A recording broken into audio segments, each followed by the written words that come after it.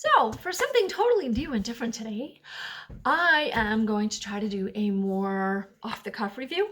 I have some notes, but not an actual review to read to you. We'll see how it goes. I will do my best to avoid ums and ahs because those are just not fun to listen to. Bear with me, okay? Today's book is actually the first in a series. It is Croak by GinaDamico. And it's part of a trilogy. There's not really a mustache on the cover, but the first is Croak.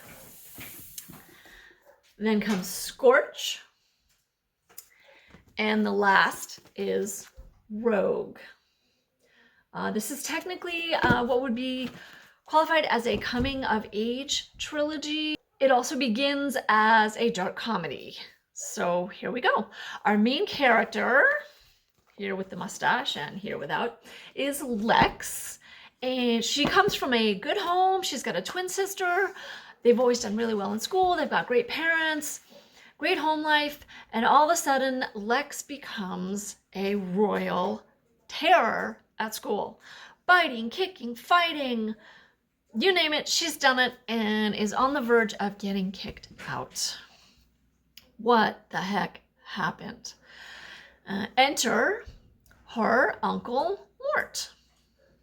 She knows nothing about him, vaguely remembers meeting him at one point, but now Mom and Dad are sending her to spend the summer working on his farm because maybe a little hard work will help her get her act together. This is all Mort's idea, but Mom and Dad are going along with it. And that's when the exciting parts really begin.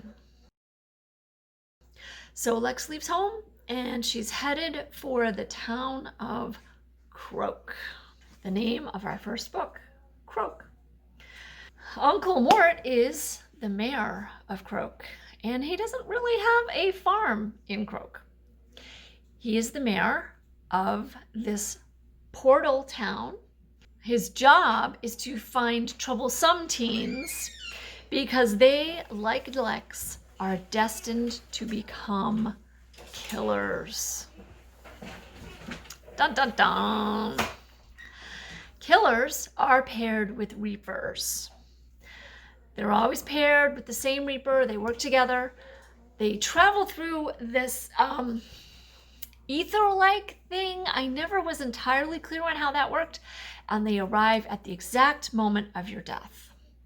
So let's say you're in a car accident, you fly through the windshield, just as your neck breaks, your killer and your reaper arrive. Your killer touches you, and their touch actually releases your soul. Otherwise, it's stuck in the dying and decaying body.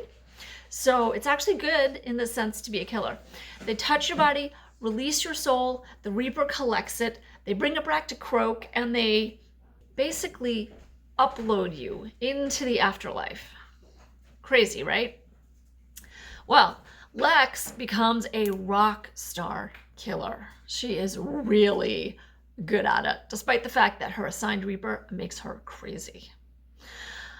So the story continues on. Lex has become really good at this, and suddenly she starts to discover that things are not exactly as they seem, and there are some really dark forces to battle in the portal town of Croak. And the storyline, the first book and a half, so the first half of the series is definitely darkly comedic and enjoyable. Partway through Scorch and well into Rogue, this actually becomes a darker story. Still very funny characters, some good one-liners, all of that, but definitely a darker story. I would still recommend it to teens and tweens of all ages. It's a good story, it's clean. Lex learns a lot of really good lessons, and GinaDamico is a wonderful writer, in my opinion. I thoroughly enjoyed the trilogy, and I hope that you will too.